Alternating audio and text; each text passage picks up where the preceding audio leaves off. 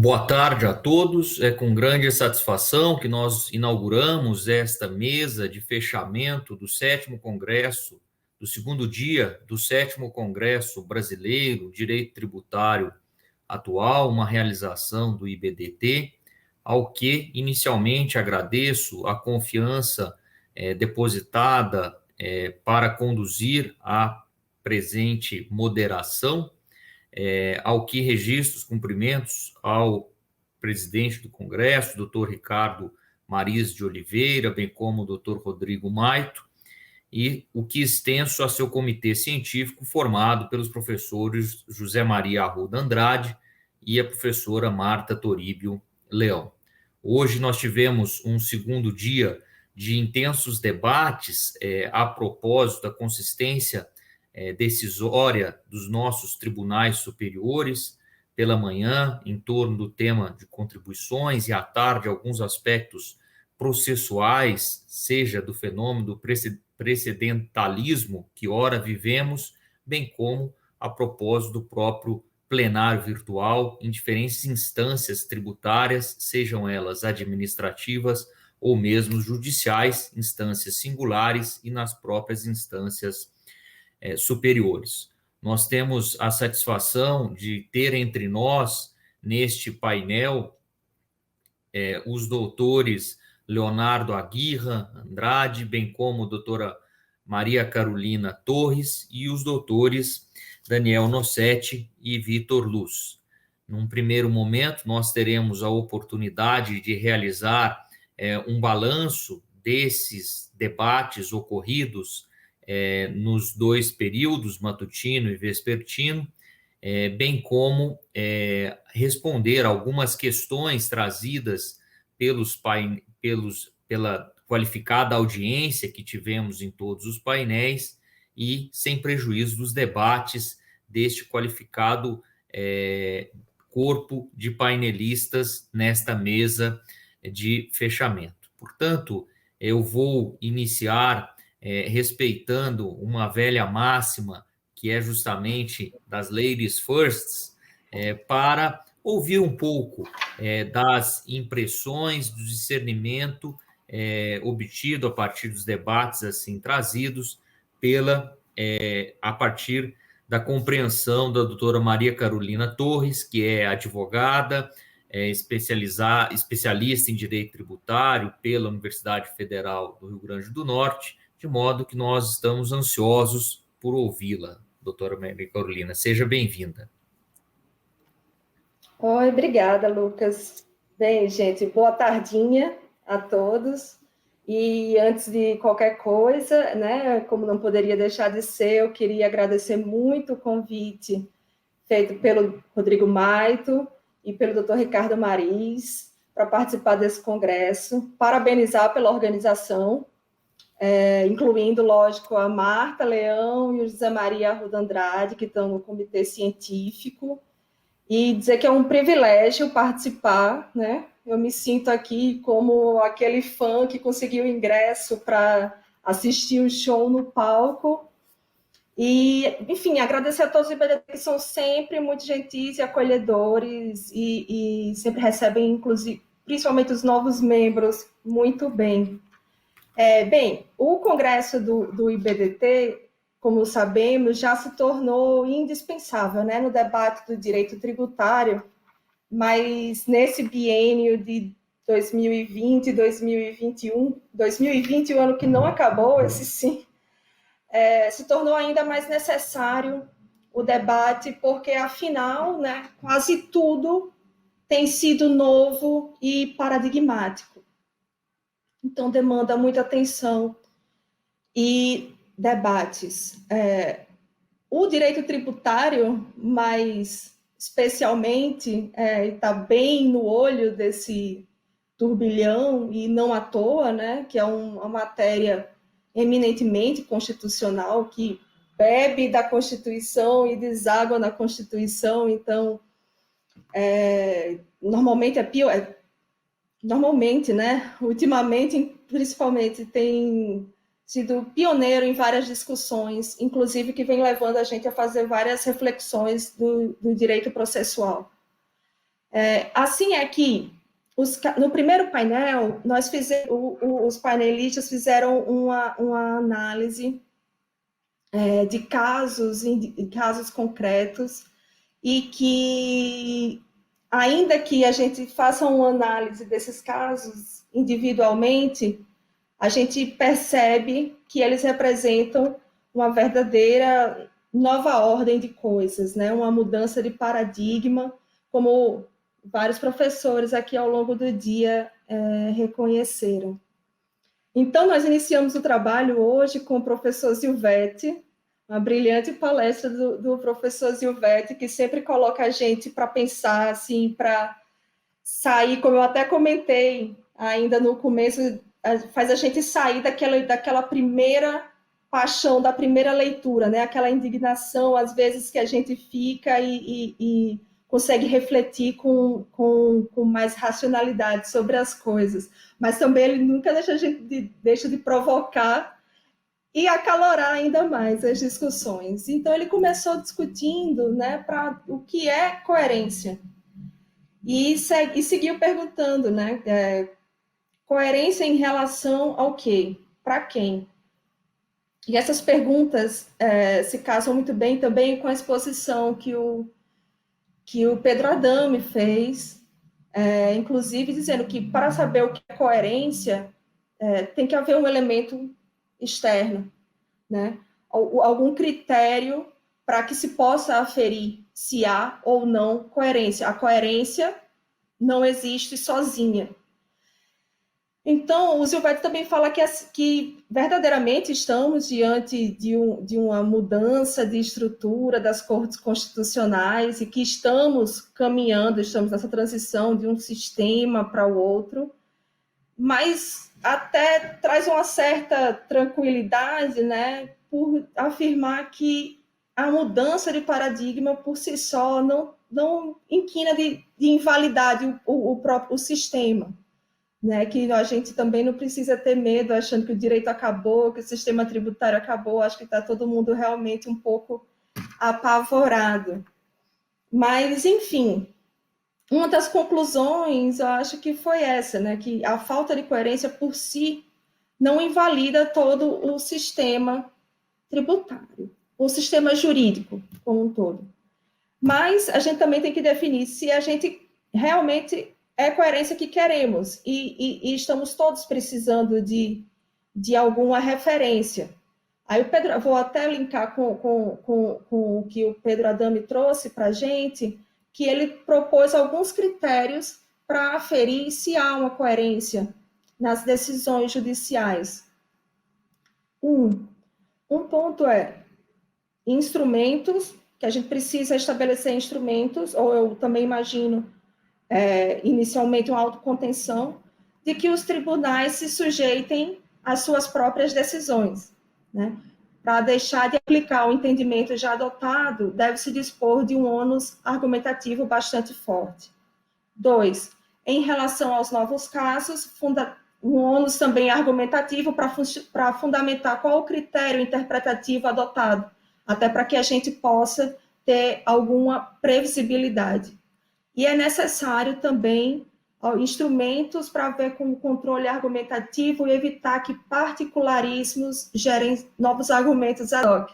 E aí eu até lembro, o professor Lênio esteve ontem aqui, que ele trava há muitos anos uma batalha bastante feroz contra esses truques argumentativos e interpretativos que sempre permitem justificar uma decisão, ainda que traga novos elementos para justificar novamente. Enfim, esse é um debate que vai longe, mas eu acredito que sem fundamentação e sem que haja uma coerência, não há uma verdadeira aderência ao ordenamento, né? Que é feito também das decisões dos tribunais. Eu acho que causa, assim, um abalo, de certa forma, a própria legitimidade do Poder Judiciário, que não, como a legitimidade judiciária não vem do voto democrático, então vem da própria atuação dos juízes.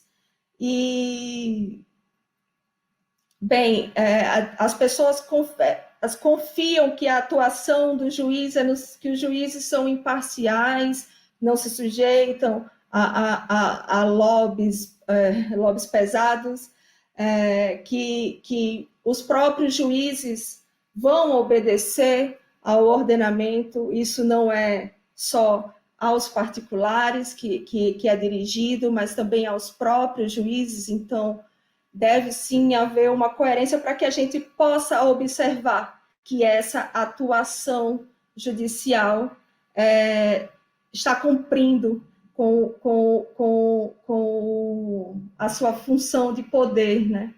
Mas, enfim, esse é só um comentário que eu gostaria de fazer sobre essas colocações iniciais, e muito porque logo depois o professor Bianco fez a sua apresentação, e ao final ele trouxe uma provocação, né? A pergunta: é melhor estar coerentemente errado ou estar inconsistentemente certo? A sensação de insegurança é tão grande que faz a gente realmente pensar nisso. Eu mesma já ouvi algumas empresas, com alguns clientes, comentar que seria até melhor ter certeza que a decisão vai ser equivocada, mas ter certeza, porque assim já fatura isso, contabiliza o erro, passa para frente, dispensa o contencioso. Ninguém gosta de contencioso, ninguém gosta de litígio, e também pelo menos ficar sabendo que para a concorrência vai estar errado também, né? Mas, enfim, ninguém gosta de contencioso, mas também ninguém gosta de pagar o que efetivamente deve. Ninguém gosta de pagar tributo. Então, as discussões continuam. O professor Bianco analisou muito detidamente, trouxe aqui, eu vou falar um pouquinho, do recurso extraordinário 607-642, que afirmou que o regime não cumulativo do PIS está em processo de inconstitucionalização. Então, vejamos, se a gente tem dificuldade em encontrar uma coerência entre decisões, como é que a gente vai ter alguma previsibilidade? Que expectativa essa afirmação que está na própria tese fixada cria para o contribuinte? A expectativa criada é de que se tornará inconstitucional em algum momento, ou que será declarada a inconstitucionalidade em algum momento. Então, não tem como a gente se fiar da presunção de constitucionalidade das leis. É difícil. Então, realmente, a possibilidade de ter uma expectativa frustrada é bastante grande. E também o Bianco mostrou muito claramente que as decisões posteriores a essa, que afirmou que estava em processo de inconstitucionalização, as decisões posteriores não se manifestaram sobre isso, não reafirmaram isso, não sequer trouxeram que esse é mais um exemplo que está tornando o regime não cumulativo mais inconstitucional ou menos inconstitucional. A gente também não tem como saber, né? E sobre esse julgado especificamente, os ministros analisaram essa questão. Não foi uma questão que passou meio em branco, não. Analisaram e decidiram por colocar na tese que está em processo de inconstitucionalização. De várias distorções, a questão do crédito, tudo. O ministro Lewandowski, inclusive, diz que esse tipo de distorções, inclusive, é inconstitucional também pelo ponto de vista do Pacto Federativo, porque, enfim, a questão justamente da destinação, que a gente vai falar um pouquinho depois. Bem, um outro ponto aqui, que nesse julgado fica claro que a regra geral, o ministro Toffoli entende que, ainda que a Constituição, e esse talvez seja um ponto que a gente pode retirar de todas essas decisões sobre não cumulatividade do PIS e da COFINS, é de que o comando constitucional, primeiro, é um sistema diferente do ICMS e do IPI. Isso ficam fechadas a posição do Supremo. Mas que, apesar de do comando constitucional não indicar pela não cumulatividade, essa é uma regra que cabe ao legislador ordinário definir como será. Só que nessa decisão, que é o tema 337, fica bastante claro que, não obstante seja o poder do legislador ordinário de definir como será a não cumulatividade, deve sim observar o princípio da isonomia. E tem, sim, limites na busca pela neutralidade e diversos outros que estão, inclusive, na exposição de motivos, né, da lei que instituiu o regime não cumulativo. Mas, adiante, nas decisões, há outras decisões afirmando, por exemplo, no tema 1047, que é do adicional de 1% de alíquota da COFINS importação, de que o legislador ordinário, na verdade, está livre. Esse definir política tributária não cabe ao judiciário afirmar, o legislador ordinário está livre, é uma decisão posterior. E, na verdade, essa que decidiu pelo processo de inconstitucionalização começou em 2017. Encerrou em 2020, mas começou em 2017. E durante todo esse período, várias decisões foram proferidas e a gente continua sem saber em que momento se tornou ou se tornará inconstitucional o regime não cumulativo do PIS e da COFINS. Mas, bem, vamos para frente, porque hoje de manhã tivemos muitos assuntos, eu não sei se eu vou conseguir falar sobre tudo aqui. A Ana Cláudia Utume falou sobre o assunto da hora, né? A exclusão do ICMS da base de cálculo do PIS e da COFINS, que entende que o fundamento principal é de que o ICMS exigido, né? A imposição tributária não é receita e, portanto, não pode ser tributado. É uma receita do Estado, uma receita da Fazenda, não é uma receita do contribuinte, não é riqueza nova e, portanto, deve ser excluído da base de cálculo do PIS e da COFINS.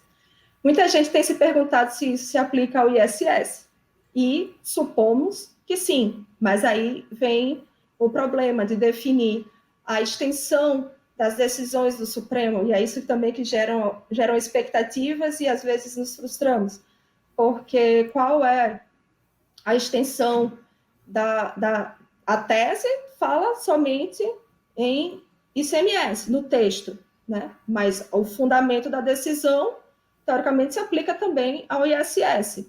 Mas vejamos qual a extensão da ratio decidendi. Eu acho que isso é muito o que a gente precisa encontrar e definir, né? Para poder a gente saber o que é que se aplica aos outros casos, tanto aos que já estão pautados, aos que já estão sendo julgados, quanto para os futuros.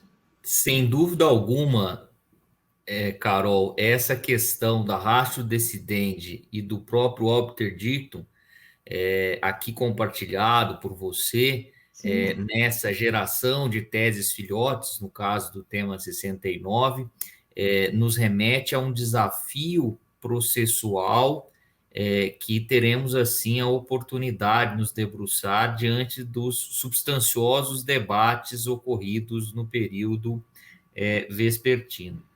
Porém, a propósito das contribuições ainda nesta análise de casos realizada no painel A, um outro tema, Carol, que muito me suscita algum incômodo, respeita ao tema 325 de repercussão geral, no qual se discutiu a constitucionalidade da contribuição ao SEBRAE, ao que eu gostaria de um pouco ouvir para ver se não estou isolado nesta leitura do dispositivo introduzido pela Emenda Constitucional 33, o doutor Leonardo Andrade Aguirre Andrade, que eu devo realizar aqui o registro que poucos são aqueles que têm a satisfação, como eu e ele, de estar aqui entre o IBDT jovem.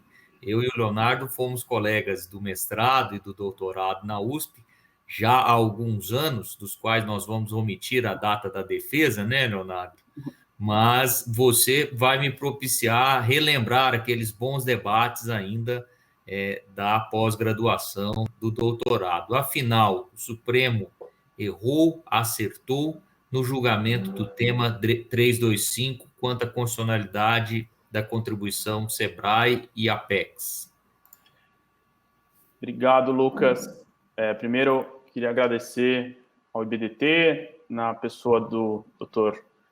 Ricardo Maria de Oliveira, agradecer ao Rodrigo Maito, aos professores José Maria Arruda de Andrade e a professora Marta Leão, pelo convite, uma honra estar aqui.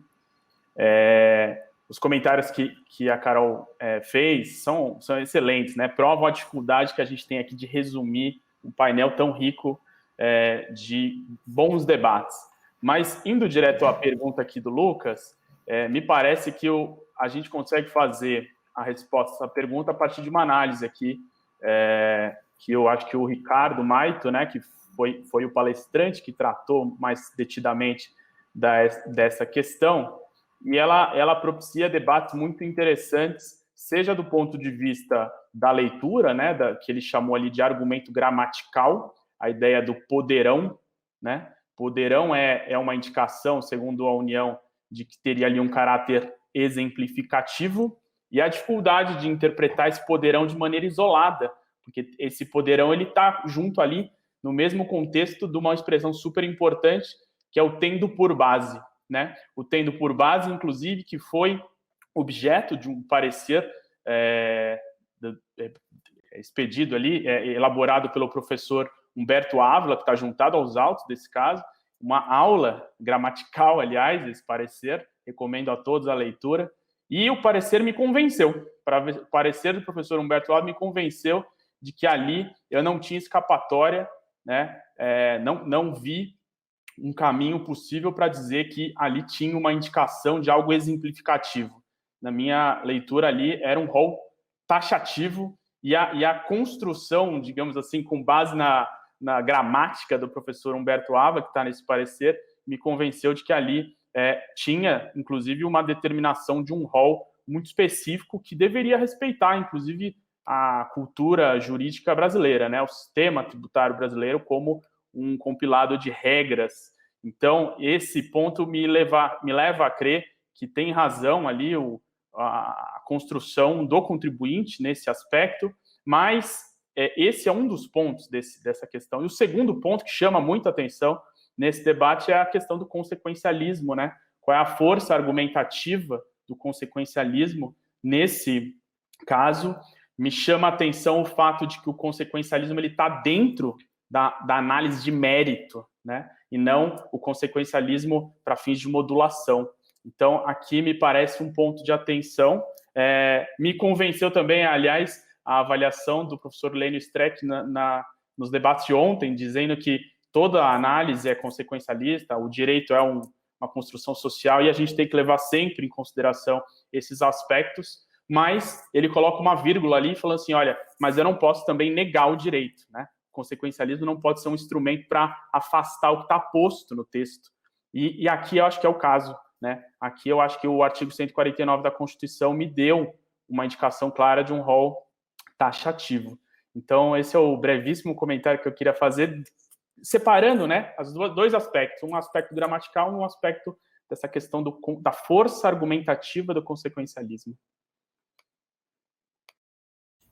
Interessante observar como essa força argumentativa do consequencialismo se faz presente em diferentes julgados na sistemática de repercussão geral. Portanto, é possível identificá-lo tanto no julgamento do tema 325, bem como do tema 69, que a Carol há pouco ainda se referia. Além desse painel primeiro, a propósito da análise de algum desses temas em repercussão geral, nós tivemos em seguida a oportunidade de explorar, ainda a propósito da espécie tributária, contribuições, como tributos vinculados, e a questão de eventual desvirtuamento funcional, ao que nos remete à questão da prevalência da inconstitucionalidade material sobre a constitucionalidade formal. Tivemos a oportunidade pela manhã de assim ouvir o professor Fernando Facuri Scaff, Marco Aurélio Greco, Hugo de Brito Machado II, Tatiane Piscitelli, bem como o professor Guilherme Mendes, da USP Ribeirão Preto. Ao que, Leonardo, gostaríamos de, assim, melhor compreender os debates em torno das contribuições sobre intervenção do domínio econômico, espécie tributária essa que reúne elementos a surtir sempre candentes debates, ao que, em seguida, teremos aí a contribuição também da professora Carolina Torres. Essa parte do debate foi incrível, né? Uma aula, muito legal ver o professor Scaff, o professor Marco Aurélio, Hugo de Brito Machado II e Tatiane Piscitelli, cada um trazendo uma contribuição que nos fez pensar fora da caixa, né? A contribuição, especificamente do professor Marco Aurélio, quando ele vem fazer uma linha do tempo, uma avaliação histórica da evolução desse tema, nos remete à ideia e à proposta dele, no sentido de que, olha, a gente tem um cenário de insuficiência de regras. A gente precisa, nesse cenário, para garantir uma melhor avaliação, melhor controle das contribuições, de uma lei complementar. Então, o Marco Aurélio vem aqui e apresenta uma proposta, né? Olha, isso só vai se resolver por meio de uma lei complementar. Por quê? Porque lá atrás se fixou o que ele chamou de consenso ali, né, de que as contribuições elas só poderiam ser criadas a partir de uma finalidade específica. Só que isso não está num texto legal, né? Uma construção doutrinária e que foi acolhida pela jurisprudência e esperava-se, né, em alguma medida, e o caso que está proposto pelo comitê científico é o caso 846, né, que é o caso do FGTS, né? O caso do FGTS, só para lembrar aquela situação da Lei Complementar 110, né, a perda superveniente da finalidade, né, dessa contribuição que foi criada originalmente para fazer frente aos rombos dos planos verão, plano Collor lá do FGTS. Então, a discussão que tinha ali nesse caso era, olha, a partir do momento que a Caixa vem e fala, olha, perdeu a finalidade, eu fechei as contas aqui, o FGTS está com as contas em dia. A pergunta que se fazia nesse precedente era se seria necessária ainda essa contribuição, né? A perda superveniente da finalidade para a qual ela foi criada retira a constitucionalidade, né, dessa contribuição. Então, avaliando esse aspecto, nos remete à ideia de que no julgamento que prevaleceu o voto do ministro Alexandre de Moraes, fica claro ali esse cenário de insuficiência de regras. A gente precisaria mesmo de mecanismos claros de controle para isso. Tanto é que, a meu ver, o ministro Alexandre de Moraes inova ali. O voto do ministro Alexandre de Moraes merece um elogio e uma crítica. O primeiro elogio é que ele não nega, né, a necessidade de uma finalidade. Inclusive, ele cita nosso amigo Diego Bonfim, que o Diego fala lá, olha, é preciso que exista uma finalidade perfeitamente delimitada. O ministro Alexandre de Moraes, ele digamos assim, ele respeita aquele consenso que o professor Marco Aurélio falou lá no começo. Precisa de uma finalidade. Só que a partir daí, a meu ver, aí uma crítica muito respeitosa, no sentido de que ele faz duas criações. Uma primeira criação, que é, olha, precisa de uma finalidade, mas eu posso ter camadas de finalidade, ter uma finalidade acessória, uma principal, e ele fala, olha, a partir do momento que essa finalidade para a qual a contribuição da Lei Complementar 110 deixou de existir, eu posso olhar se existem outras finalidades por trás dessa finalidade principal. Então, e ele até inverte o cenário, ele fala que, na verdade, o do FGTS era secundário, o principal era proteger os direitos dos trabalhadores de acordo com o artigo 7º da Constituição. Essa é a primeira criação que merecia uma crítica. Mas a segunda criação, que essa é a mais preocupante, é que ele fundamenta o seu voto no artigo 113 da Lei Complementar 110, a partir de uma interpretação a contrário senso, desconectada com o ordenamento jurídico da época. Ele lê, né, o artigo 13, que diz as leis orçamentárias anuais que vão prever, né, essa arrecadação, elas assegurarão a destinação integral ao FGTS em relação aos exercícios de 2001, 2002 e 2003. Aí qual a interpretação que o ministro tira? Falou, se a lei previu só para esses exercícios, quer dizer que então que a partir de 2004 eu não preciso mais seguir essa finalidade. E aqui tem uma criação preocupante, porque o ministro ele desconsidera o fato, e era o mais importante, qual que era a ratio desse artigo 13. A ratio é que na época em que ele estava em vigor, né, estava vigente o artigo 76 do ADCT, que previa a DRU, né, a desvinculação das receitas da União, só até 2003.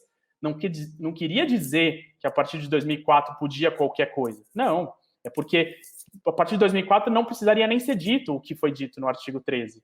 Né? Então, só existia o fundamento constitucional para aquela contribuição, no sentido assim, da desvinculação, né, até 2003. Então, 2003 para frente não precisaria mais. E o ministro, essa aqui é a crítica mais contundente, o ministro Alexandre de Moraes, nesse voto, ele não menciona o artigo 76 da DCT. Ou seja, ele não estava seguindo ali a lição que eu tive ali com o professor Eros Grau, né, que você não faz interpretação do direito em tiras.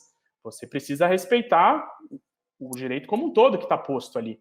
E o ministro Alexandre de Moraes faz uma interpretação do artigo 13 e usa isso como fundamento, né, para justificar que, tudo bem, a própria lei admitiu a desvinculação a partir de 2004. Então, essa é uma crítica mais forte ao voto dele, que eu deixo aqui para reflexão e fazendo esse vínculo com os debates que nós tivemos. O professor Marco Aurélio nos colocou uma sugestão com a qual eu me sensibilizo, que esse tipo de situação, né, esse tipo de controle deveria estar no plano normativo. Os comentários, inclusive, da professora Tatiane Psitelli são muito eloquentes nesse sentido, né, no sentido de que a gente tem uma separação artificial entre direito tributário e direito financeiro, e ela sugere, pelo que eu entendi, que a avaliação do direito tributário deveria parar no plano normativo. Então, quer dizer que nós precisamos de mais norma, né? Juntando ali os dois comentários do professor Marco Aurélio e da professora Tatiana Psitelli. Essa é a minha breve contribuição aí para esse debate. Importante contribuição em matéria de contribuições, Leonardo. E, Carol, ficamos ansiosos para ouvi-la quanto a esta primeira parte do Congresso de hoje, encerramento da manhã com este painel sobre contribuições. Bem, eu não tenho também muito a acrescentar ao que o Leonardo falou, que realmente o debate foi bastante intenso, inclusive vai ficar, né, depois aí no YouTube para a gente ver, porque foi muita coisa discutida, o Marco Aurélio fazendo uma crítica à nossa teoria do fato gerador, que tem uma dificuldade para se entender contribuições. Esse liame entre o direito tributário e o direito financeiro é essencial também para que a gente tenha um controle, não só o controle na perspectiva da cobrança, né, sobre os contribuintes da contribuição, quanto também para a aplicação. A gente precisa ter controle, a sociedade civil precisa também estar bastante envolvida, para que a gente também tenha mecanismos de controle para saber se aquela arrecadação, o produto da arrecadação está sendo realmente colocado para onde ela deve ser destinada, né?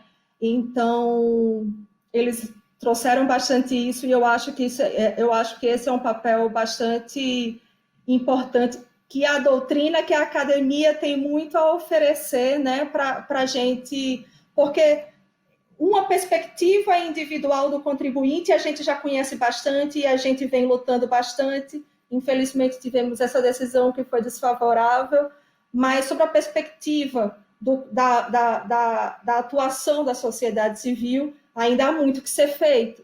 Então, é muito interessante para quem puder assistir posteriormente e outras vezes, porque realmente foi bastante interessante. De fato, Carol, o direito financeiro tem muito a contribuir para a melhor compreensão do direito tributário. E é justamente nessa interdisciplinariedade que, se pela manhã nós nos debruçamos por aspectos materiais na discussão de cada um desses temas afetados em repercussão geral, pela tarde nós partimos ainda com essa premissa da importância da interdisciplinariedade para a melhor compreensão do direito processual tributário, quando nós nos deparamos justamente diante do fenômeno do precedentalismo e modulação em matéria tributária.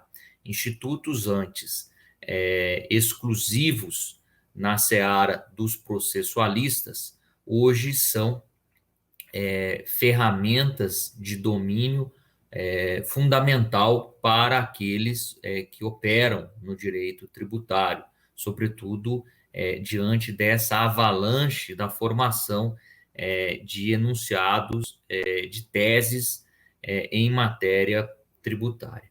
Para tanto, nós contamos nesta mesa de fechamento com a contribuição do mestrando em Direito Tributário pela USP, advogado Vitor Luz, que certamente tem uma luz a nos trazer sobre o precedentalismo.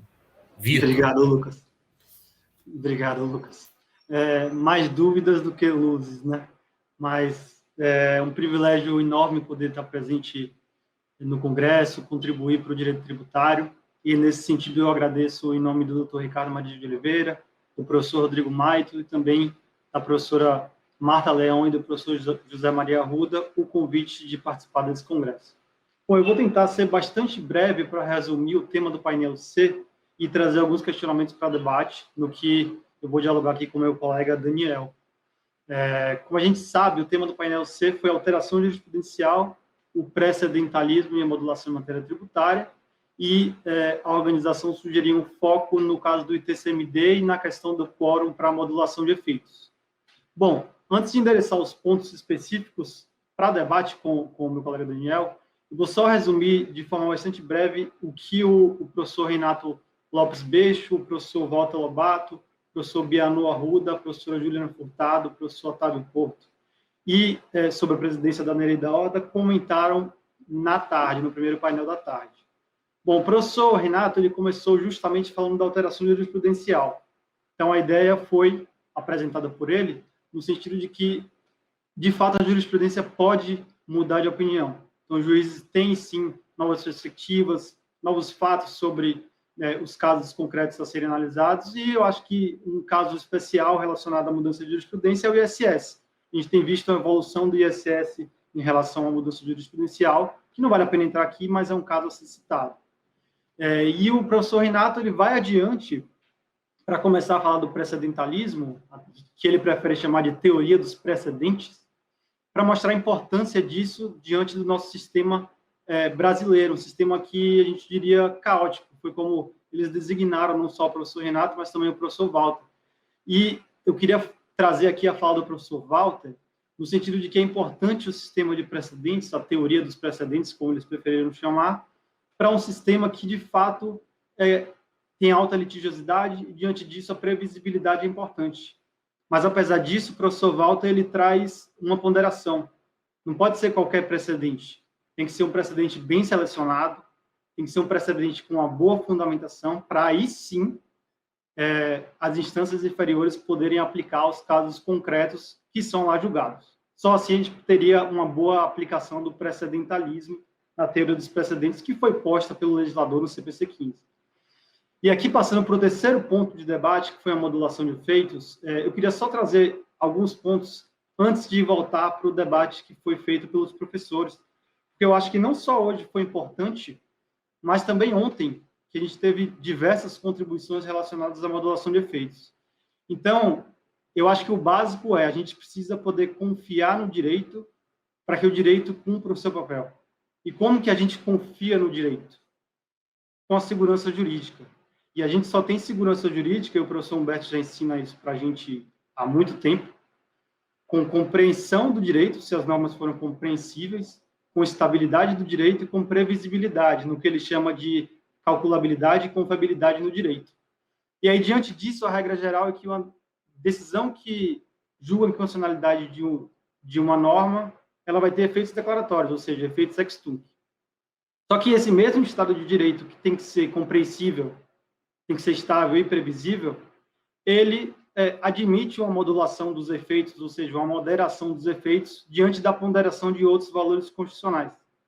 Eu não pretendo divagar aqui sobre a modulação, que existe enorme controvérsia, mas queria trazer o sistema positivo.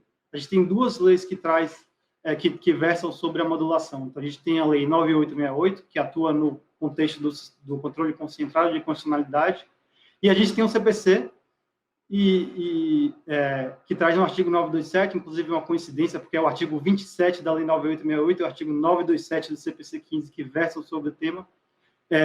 Mas no CPC é diferente, não é para controle concentrado, é no caso de manter a coerência da jurisprudência das cortes superiores em geral. Não fala só de uma corte, não fala só de STF, nem de STJ, fala das cortes.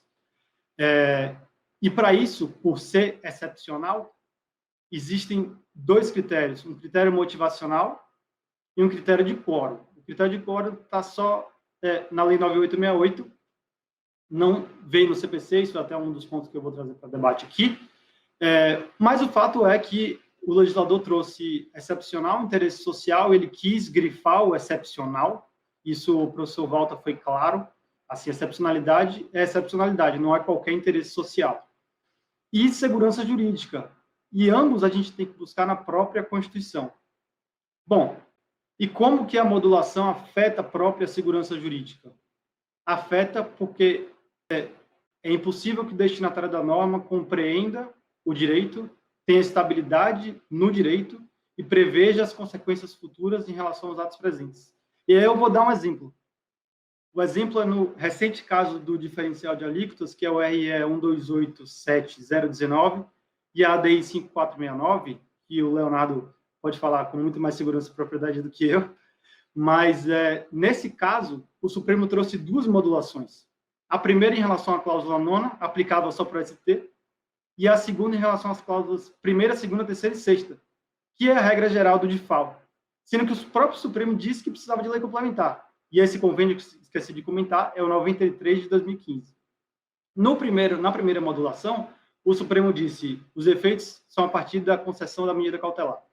Na segunda modulação, a norma que é inconstitucional continua vigente no sistema e continua sendo constitucional até 2022, o que já é uma incoerência. Então, o destinatário da norma, ele não sabe que norma está no direito. E isso altera em relação aos demais casos que vão ser julgados na corte, porque não se sabe qual é o critério que vai ser utilizado. E aqui, já indo para o caso do ITCMD, que foi o sugerido pela organização, a modulação foi o seguinte: regra geral, efeitos ex nunc, ou seja, a contada a publicação da decisão do acordo, né? A publicação da decisão, desculpe. Ressalvando dois casos: ações judiciais que disputem a qual Estado é competente para efetuar o pagamento do ITCMD e ações judiciais que disputem que o tributo não foi pago e se a cobrança é válida. Vejam que essa modulação é esquisita e é diferente das demais modulações que a gente tem visto. Por quê? Porque o contribuinte que só discute a repetição de débito em função da lei complementar, sem discutir qual Estado é competente para a cobrança do tributo, ele não tem direito à repetição de um tributo que foi declarado inconstitucional. Então, esses problemas de modulação são problemáticos para o nosso sistema. E aí, o segundo ponto é que, já que existe um critério motivacional, e nesse caso, eles parecem ter utilizado da norma do CPC, a ideia é que eles demonstrem que houve uma incoerência, né, uma mudança jurisprudencial. O que é que eles fizeram? 2 critérios para modular. O primeiro deles, os estados apresentaram um cálculo de impacto, que a gente não sabe realmente se é verdadeiro, não existe contraditório a respeito. São Paulo falou de 5,5 bilhões, a gente não sabe se é verdade, mas fato é que eles consideraram isso na modulação. E o segundo, a proposta de modulação, ela tenta costurar uma alteração jurisprudencial, citando 2 precedentes. Um agravo de instrumento, que é o 805.043, e o RE 879.773. O que é que aconteceu nesses 2 aí, para a gente saber se realmente é uma mudança de jurisprudência? No primeiro, o relator negou segmento ao recurso extraordinário, voltou para a origem, não subiu para a corte examinar. O segundo, a corte determinou que o processo retornasse à corte de origem até o final do caso do TCMD, que é o RE 85108. Então, não me parece que houve mudança jurisprudencial a autorizar essa modulação de efeitos. E aqui eu já trago a primeira pergunta para a discussão. Eu queria não só ficar na modulação, Lucas, se você me permitir, do ITCMD. Eu queria também trazer e fazer um diálogo com os casos recentes que a gente teve, CMS na base de cálculo, PiscoFins, o diferencial de alíquotas que eu citei, o software, para tentar verificar se existe um critério para a modulação de efeitos em matéria tributária. E antes de passar a palavra, Lucas, eu faço menção à fala do professor Biano Arruda, mais cedo, que ele comentou que seria importante a existência de um critério para manter uma coerência e os contribuintes saberem como seguir nos próximos casos. E a Juliana Furtado falou, é importante, mas a gente aumenta a litigiosidade com esse critério de ações judiciais. E essa alta litigiosidade, até o Lucas comentou no chat durante as falas, que ele vê um problema e ninguém melhor do que ele para falar, mas essa é a primeira pergunta que eu queria endereçar, a conversa e saber se existe critério. Obrigado, Lucas. Excelentes considerações, Vitor. Eu não me enganei que você viria trazer luz fazendo jus ao sobrenome. E, de fato, eu particularmente me senti muito provocado diante dos debates ocorridos no painel C, sobretudo diante das considerações trazidas pelo professor Walter Lobato, que há tempos vem proclamando esta questão da necessidade de redução da alta litigiosidade, inclusive importante membro, apoiador do grupo de pesquisa da macrolitigância fiscal, no qual nós já tivemos a oportunidade de bem identificar essa questão da modulação como um fomento à litigiosidade. Mas para a sua questão, melhor resposta certamente quanto aos critérios ou a ausência de critérios virá pelo nosso colega Daniel Nussetti, bacharel em Direito pela PUC de São Paulo, pós-graduando do IBDT, ao qual nós estamos ansiosos por ouvi-lo. Daniel, bem-vindo, palavra é vossa. Bem, boa noite a todos. Em primeiro lugar, eu queria agradecer a oportunidade de estar aqui, aprendendo um pouco com meus colegas e parabenizar a organização do evento por toda essa maestria na escolha dos temas, as pessoas do professor Ricardo Maris, professor Rodrigo Maito, José Maria Arruda e da professora Marta Leão, e também a gente não pode esquecer das pessoas que estão por trás de todo o nosso evento. Mas, agora, partindo direto ao ponto, por conta do adiantar da hora, eu vou tentar ser bem objetivo na minha resposta à provocação que o Vitor fez. Me parece que não há uma coerência nos critérios para modulação que vêm sendo adotados pelo Supremo, porque as leis, efetivamente, não trazem critérios específicos. E esse é o grande problema. Pelo menos na minha visão, a modulação ela é exceção da exceção, porque toda vez que a gente trata de uma inconstitucionalidade ou de uma ilegalidade, aquilo não pode ser visto como uma regra, mas porque temos uma presunção de constitucionalidade das normas. Então, a modulação, por isso, ela tem um caráter mais excepcional ainda. E quando você reconhece que a norma ela é inconstitucional desde o seu início, mas na prática você pretende manter a eficácia dessa norma por um determinado período de tempo para privilegiar a segurança jurídica, a gente eventualmente acaba gerando até mais problemas do que respostas. Então eu vou tentar ser até um pouco especulativo nesse ponto, porque eu tenho a impressão que as decisões recentes elas me dão como sugestão que a modulação ela deveria ser quase como um processo incidental. para que os temas relacionados eles fossem efetivamente analisados com maior cuidado pela Corte, porque não podemos pretender que os ministros, os 11 ministros que compõem a nossa Corte Constitucional, eles consigam vislumbrar todos os efeitos que vão ter a decisão. E esse é um grande fato que precisamos pensar, porque hoje a gente está ficando muito na discussão do consequencialismo, e as razões orçamentárias, elas não me parecem que estão sendo analisadas de maneira própria, porque, como o Vitor bem deu exemplo, agora no caso do TCMD, a gente não sabe nem do que é composto esses valores que eles falam. É mesmo 5 milhões? No caso da exclusão do ICMS na base de cálculo do PiscoFins, eram de fato 258 bilhões? Esses pontos, eles acabam me levando a uma conclusão que não existiria uma coerência. E aí eu vou tentar concretizar essa noção com base também nas ressalvas feitas no caso do ITCMD e na ressalva feita no caso do ICMS na base de cálculo do PIS e da COFINS. Quando a gente teve a declaração de inconstitucionalidade das exigências do ITCMD na doação de bens no exterior, a Corte ela ressalvou apenas as discussões judiciais sobre o tema. Enquanto no caso da exclusão do ICMS na base de cálculo do PIS e da COFINS, foram ressalvados tanto os processos administrativos quanto os processos judiciais. E eu não consegui entender muito bem o motivo que levaria a essa diferença entre os critérios para você modular. E a resposta que me parece ser um pouco mais razoável é que o Supremo, ele, na verdade, no caso do TCMD, ele não se atentou efetivamente a esse ponto, porque você acaba privilegiando a existência de todo contribuinte levar tudo ao judiciário. Porque se você retira uma via legítima do contribuinte se insurgir contra uma cobrança, a resposta que ele vai ter é, olha, eu preciso essa norma ela é claramente inconstitucional. Então, eu não vou na esfera administrativa, que ela é menos onerosa para mim, eu vou direto ao Poder Judiciário para tentar resolver esse problema e não ser afetado por uma eventual modulação de efeitos.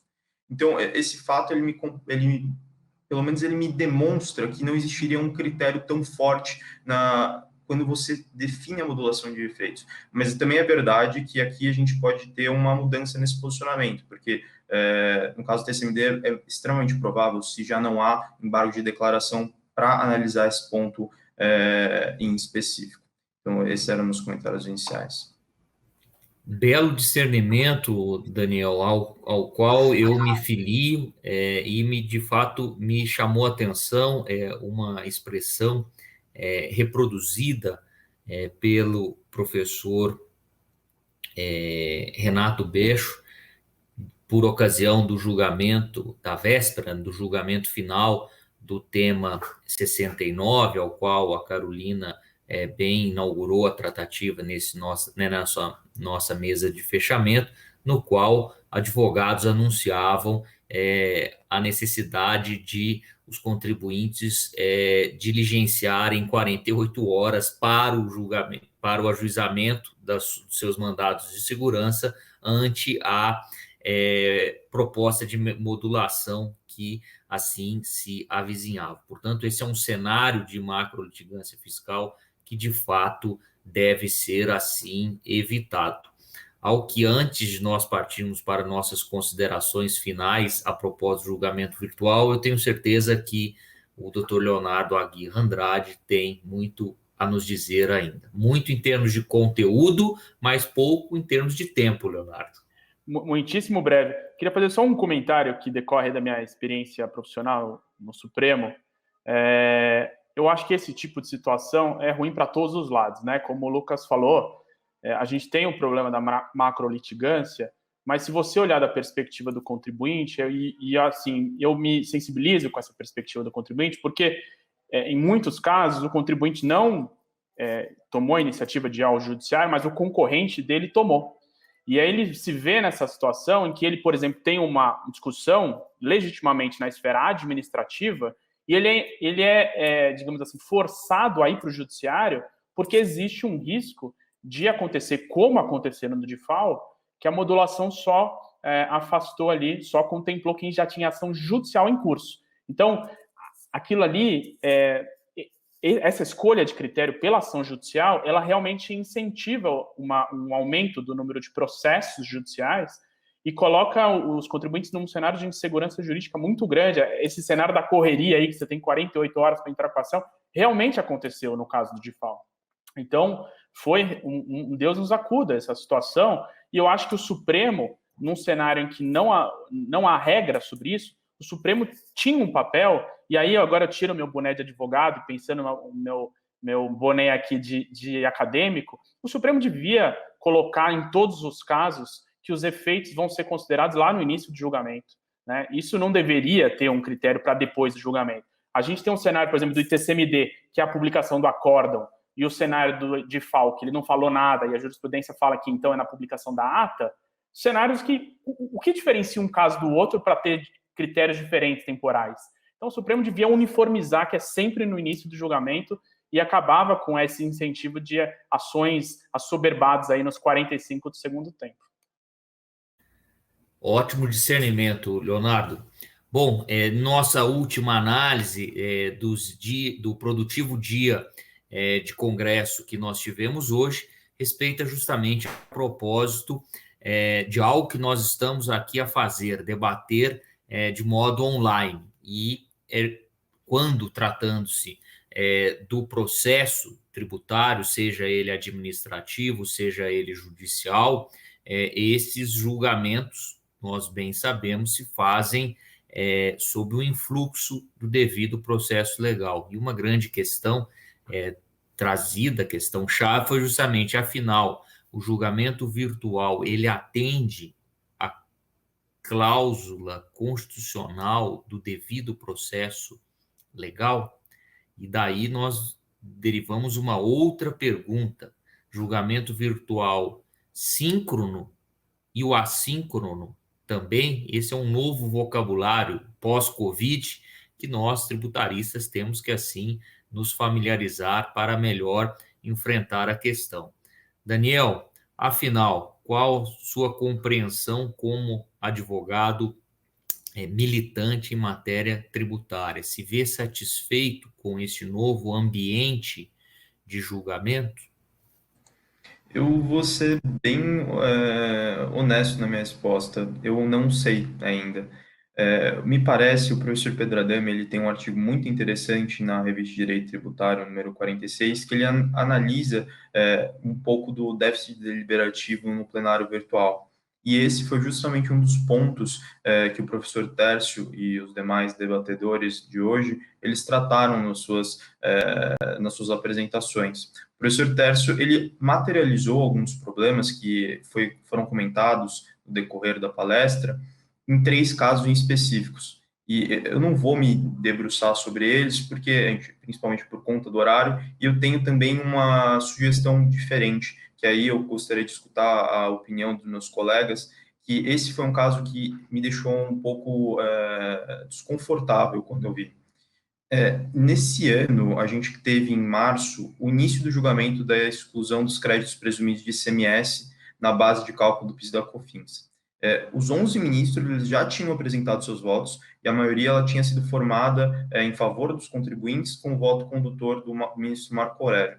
Mas depois desses 11 votos, nós tivemos um pedido de destaque do ministro Gilmar Mendes, que implica, na verdade, no cancelamento desses votos que foram computados e o reinício em uma nova oportunidade. E aí, a pergunta que eu gostaria de formular aos meus colegas seriam, nessa perspectiva em que todos os votos eles teriam sido formulados, existiria de fato um déficit deliberativo? E além do mais, esse déficit deliberativo ele decorreria de uma falta de discussão ou ele foi por conta de um resultado super apertado, que esse julgamento foi de 6-5 e inclusive o ministro Marco Aurélio está prestes a se aposentar? Então, todos esses pontos me fazem a pensar no que, de fato, seria o déficit deliberativo e como compatibilizar ele com o plenário virtual. Então, era basicamente isso que eu queria estudar dos colegas. Eu aqui estou na condição de rainha da Inglaterra, portanto, Vitor, eu lhe transmito automaticamente essa questão.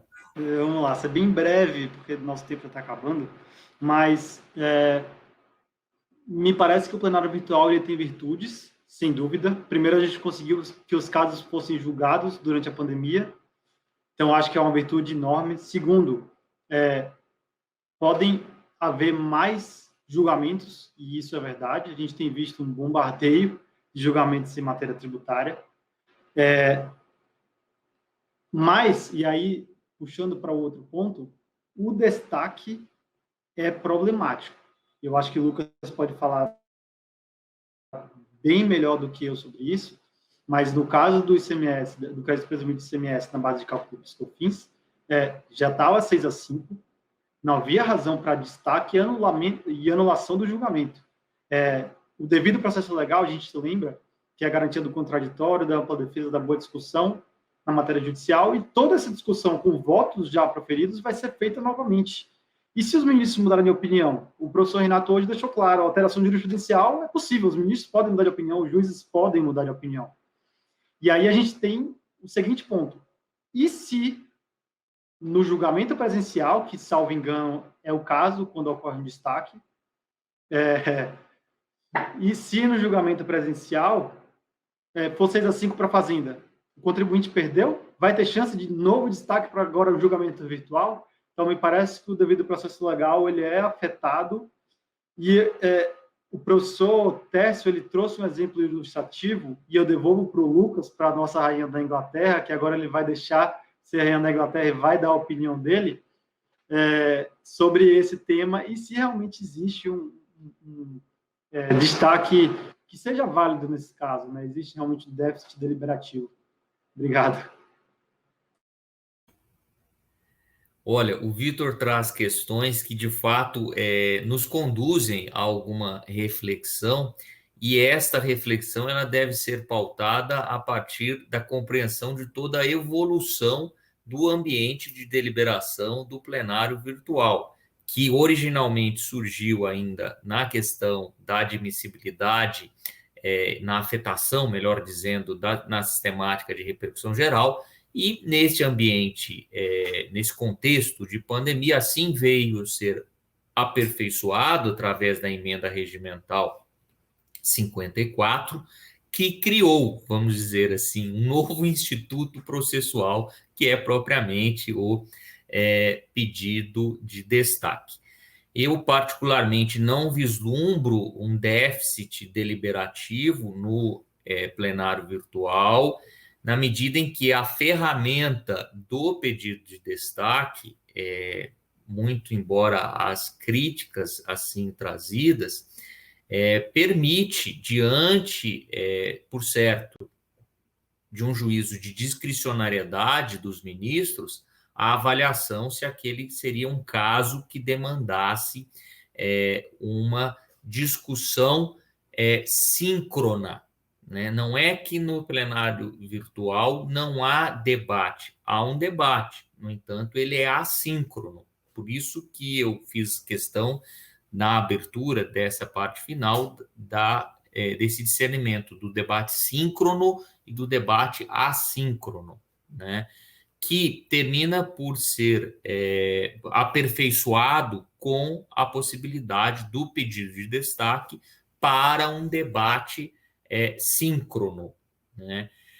De fato, a tecnologia, muito embora a sua evolução nos impõe algumas limitações, entre as quais essa que, para alguns, representaria uma ofensa ao devido processo legal. Agora, alguns temas e algumas questões, de fato, não são apropriadas para um plenário virtual, entre as quais, buscando aqui um fechamento, na expectativa de alguma unanimidade entre nós, já que essa do debate assíncrono eu tenho certeza que não vai ser unanimidade, um dos temas que eu vejo, uma das questões que eu vejo que jamais poderia ser deliberada em plenário virtual é propriamente a questão da modulação dos efeitos temporais da decisão, que resta terrivelmente, já que essa é uma palavra muito em voga no Supremo Tribunal Federal, ameaçada para uma melhor compreensão de fato se presente alguns desses critérios que nós aqui comentávamos para a modulação, né, do excepcional interesse social e próprias razões de segurança jurídica. nós estamos numa mesa de fechamento do segundo dia do Congresso Brasileiro de Direito Tributário atual, que, na realidade, toda uma repercussão das mesas de debate ocorridas às quintas-feiras, que tem horário para começar e horário para terminar. Portanto, nós não podemos aqui extravasar o horário que assim nos foi concedido, ao que eu faço o registro final da satisfação de rever, ainda que virtualmente, o Leonardo, bem como de estar aqui com o Vitor, o Daniel e a Carolina, deixando aqui o nosso muito obrigado, sem prejuízo da despedida de cada um dos colegas. Até logo, foi uma satisfação. Obrigado.